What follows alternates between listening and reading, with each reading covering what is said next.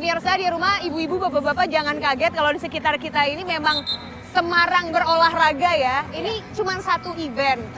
Di belakang kalau misalnya mau lihat ini ada sepedahan, tadi juga ada jalan santai. Hampir di setiap sudut Car Free Day-nya Semarang dimanfaatkan sama warga untuk berolahraga. Karena pasti makin termotivasi. Gubernur sama ibu gubernurnya ini hobinya olahraga saja.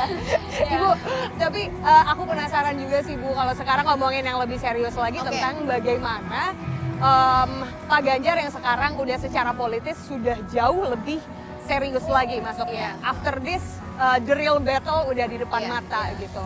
Social media adalah hal yang nggak bisa dilepaskan kan Bu. Kayak masih terus terpantau, apalagi aku nggak tahu ibu sekarang sosmedan nggak sih? Ya sosmedan cuma nggak terlalu intens ya. Jadi sejak pandemi kan memang kegiatan-kegiatan itu lebih banyak disosialisasikan lewat social media. Sekarang juga seperti itu, tapi tidak seluruh memang kegiatan saya upload ya. Jadi yang saya nggak sempat juga sih. Nggak sempat juga. Tapi ada timnya tetap yang nge-maintain ya, tapi ibu juga mantau gitu ya? Kalau sosmed saya pegang sendiri sebetulnya, kalau IG gitu ya, kayak IG itu memang saya pegang sendiri, jadi ketika saya off ya memang nggak ada uploadan. Maksudnya kalau saya lagi malas gitu ya memang nggak ada uploadan, walaupun kegiatan kita tetap banyak. Oh, I see, oke. Nah Bu, pertanyaannya adalah mungkin menjadi beban tersendiri kan punya suami politisi yang emang udah diumumin bakal jadi capres gitu ya Bu ya. Nanti pendaftaran mungkin resminya nanti November, tapi perjalanannya Pak Ganjar tuh udah start since 21 April diumumkan waktu itu sama partai PDIP. Bagaimana Ibu, aku nggak tahu apa yang Ibu rasakan sih sebetulnya, pasti ini pertanyaan yang udah banyak banget ditanyain ke Bu Atiko, cuman kan ini waktunya sudah semakin dekat ya.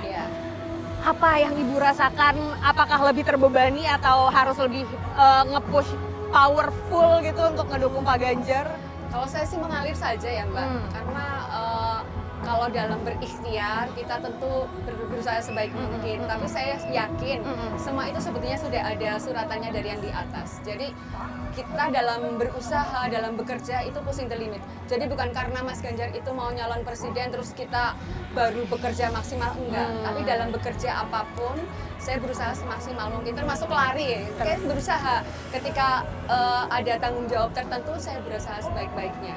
Jadi bukan karena Mas Ganjar mau bukan karena itu aja karena mau capres itu. Tapi tentu saya sebagai istri yang pertama tentu mendoakan ya. Kalau saya sih bahasa cinta tertinggi seorang istri adalah berdoa untuk suami dan keluarganya. Love language-nya adalah doa.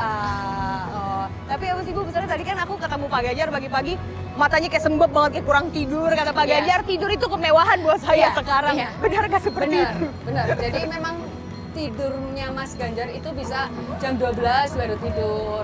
Tapi kan tetap jam 4:30 sudah bangun ya, karena harus ibadah juga. Kemudian aktivitasnya juga startnya mulai pagi, 5:30 itu sudah mulai aktivitas. Jadi tetap kadang untungnya sih Mas Ganjar itu kalau di kendaraan bisa tidur Mbak. Jadi kalau perjalanan luar kota kayak kemarin dari Cilacap di perjalanan ya bisa istirahat. Nempel bisa langsung bobo gitu ya. Kalau itu kan untuk menyiasati kelelahan gitu ya. Waktu gimana Bu menyiasati? Sekarang kan mungkin waktunya udah semakin minim kan untuk bisa barengan, kecuali quality time-nya olahraga gitu. Sering kita memang nggak ketemu ya, dalam setiap harinya itu jarang ketemu, tetapi ketika bertemu kita ya berusaha diskusi, berusaha ada quality time lah Mbak. Kayak misalnya kayak kemarin walaupun kita sama-sama di Cilacap, tapi saya berangkatnya dari Semarang, Mas Ganjar dari Jakarta. Nanti ketemu di sana, langsung aktivitas.